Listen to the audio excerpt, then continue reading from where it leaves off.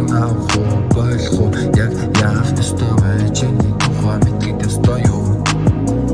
Гэртээ харах зам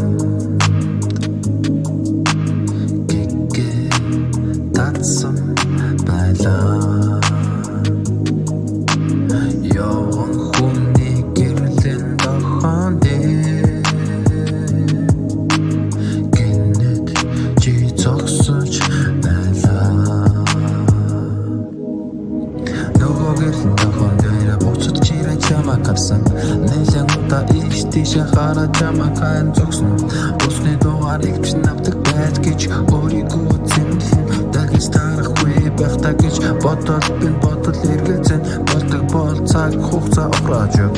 Тэрнийг үнслэн бүсгүй голж өг. Тэрний талаар мэддэг бүгнээ ярьж өг. Гэртээ харах зам гигэ татсан байлаа.